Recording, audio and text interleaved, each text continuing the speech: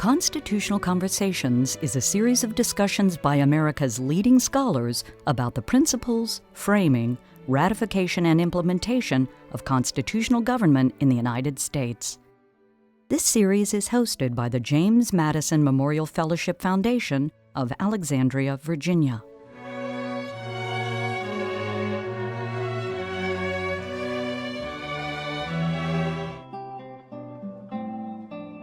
There's a long-standing debate among Madison scholars and historians of the early republic, which kind of pivots around the question, do we have a James Madison problem? Was Madison the same guy in the late 1790s that he was in the late 1780s? And the real pivot for that debate involves juxtaposing one of Madison's most radical propositions from 1787 from the Constitutional Convention with his position in the Virginia resolutions of 1798. So the radical proposition from 1787 was that the national government should have a negative, we would say a veto, but should have a negative on state laws. In Madison's idea, Madison's mode of thinking, all state laws, in theory, both which would enable the national government to protect itself from interfering laws from the states, and also to, in effect, to intervene within the states individually to protect minorities against unjust legislation. So he lost that proposal. It carries a bit in the convention, but it goes down and can't be revived. And Madison, I think, remained pretty committed to it. He wrote a very long letter to Thomas Jefferson about 6 weeks after the convention adjourned, in which he defended the negative on state laws at great length. And this was not just a kind of swan song for its defeat. This was really, I think, evidence of how deeply committed he was intellectually to its importance and to the role it should play, or could have played in the national government. So that's one Madison. That's the strong nationalist in the late 1780s.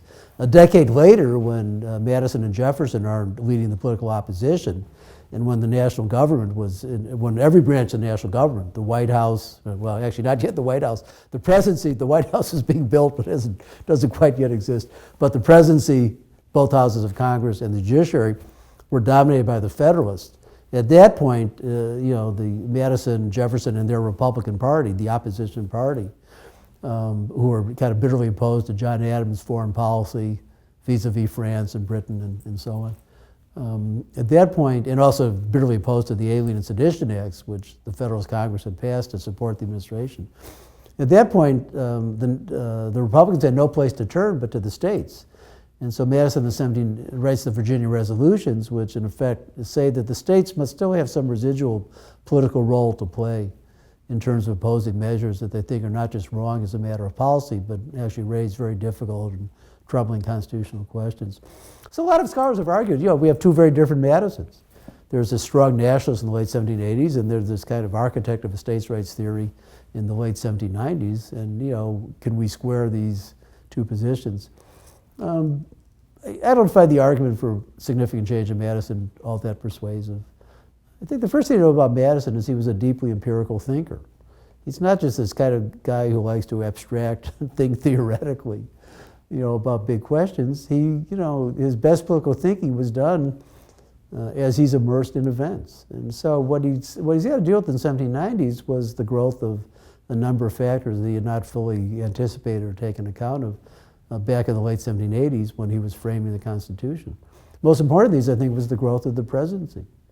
Madison did not have well-developed ideas about executive power back in the 1780s. He's very kind of cautious and diffident, and he hasn't really fully worked out his notions of what executive power should be. His own primary experience had been in the legislature, been in deliberative bodies.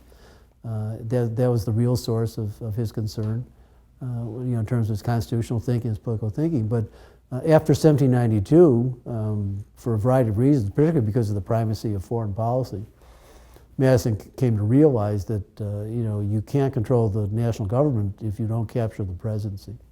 And he has to deal with the kind of growth in presidential power that became very dramatic because after 1792, 1793, issues of foreign policy came to the forefront of American politics. This is all tied to the wars against the French Revolution and the kind of policy the United States should pursue towards Britain and France in that context. So there's a whole set of factors that Madison had to start to think about that he had not really anticipated back in the 1780s. And I think most of what appear to be the changes in his political thinking it's not that he's just an opportunist. It's not that he's simply following his interests. There's a whole set of issues arose that he had to start making sense of.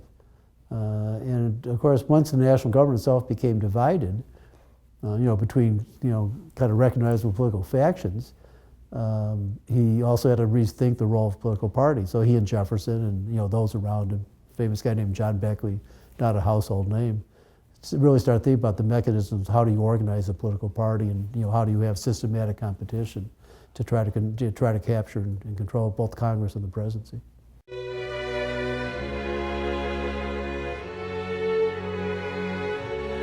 Constitutional Conversations is made possible by a generous grant from the Fairleigh S. Dickinson Jr. Foundation. Constitutional Conversations is made possible by the James Madison Education Fund.